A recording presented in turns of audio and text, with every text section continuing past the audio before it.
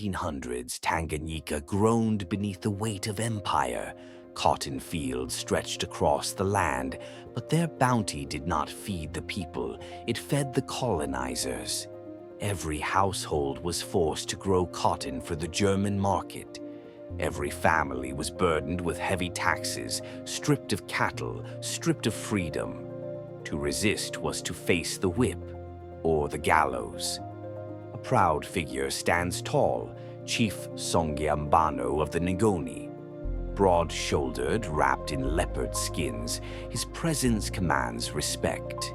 Known for fairness and bravery, he refuses to bow before the colonizers. For this defiance, he is dragged away and, in front of his people, executed. The death of Songea was meant to crush the spirit of resistance. Instead, it carved a wound so deep that even generations to come would feel its sting. In the crowd, his young son, Kofi, watches, athletic, restless, with a fire that cannot be extinguished. Beside him, Mama Asha, the chief's widow, holds her grief in silence, her face carved with strength. Her silence is not surrender, it is a vow. But hope, like fire, can rise from ashes. From the Matumbi hills came whispers of a prophet. Kinjikitile Ngwale, a mystic who vanished into seclusion, returned with a vision. He claimed possession by the great spirit Hongo, and in his hand he carried a calabash of sacred water, Maji. With this, he declared, the white man's bullets would turn to water. The news swept across Tanganyika like wind before a storm. Villagers painted their bodies with ash, raised spears to the sky, and touched gourds of Maji to their lips. For them, it was more than water. It was courage. It was unity. Kofi, restless with questions, set out to see if the news was true. With him went his childhood friend, Mosi, reckless, fiery, unafraid of danger. Together they journeyed through forests and rivers until they stood before the prophet himself.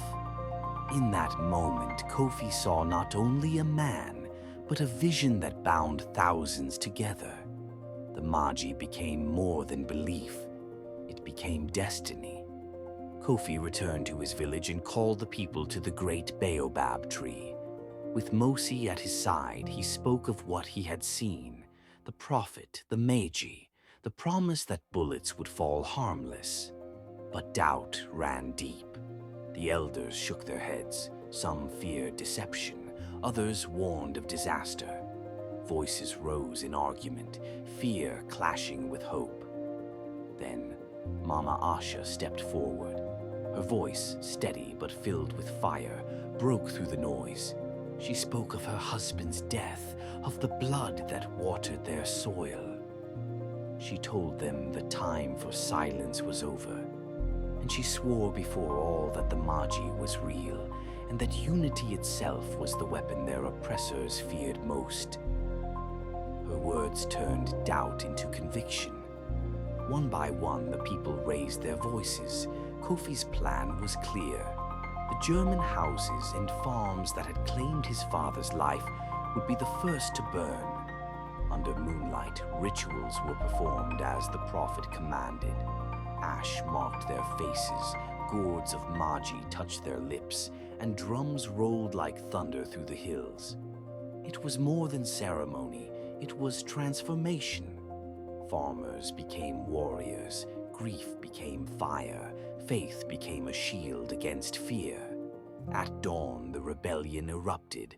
Rebels stormed cotton plantations, flames devouring the empire's fields. German homes crumbled under spear and torch. For the first time, the colonizers felt fear. The Maji seemed to be working, and the people believed freedom was within reach. But empires do not fall easily. Captain Weiss, cold and meticulous, unleashed modern war. Machine guns tore through spears and arrows. Entire villages were burned to the ground. Families who had never fought were slaughtered in retribution. The Germans waged a war not only on people, but on the land itself. Crops were burned, wells poisoned, and famine spread like fire. Then tragedy struck Kofi's own home. German soldiers stormed his village. Houses collapsed in flames. When the smoke cleared, Mama Asha's hut was ash. Her body was never found. For days, Kofi searched. He sent spies into German prisons, desperate to believe she lived, but no trace appeared. In despair, Kofi turned to the prophet. By firelight, Kinjekitile raised his calabash and spoke. Do not grieve, Kofi. Your mother was not taken by the Germans. She was taken by the ancestors. Her body has returned to the earth, but her spirit walks with you. She is your shield now, guiding you from the realm beyond. From that night, Kofi was changed. His grief hardened into steel. His attacks grew ruthless, his strategies sharp. He no longer fought only for freedom.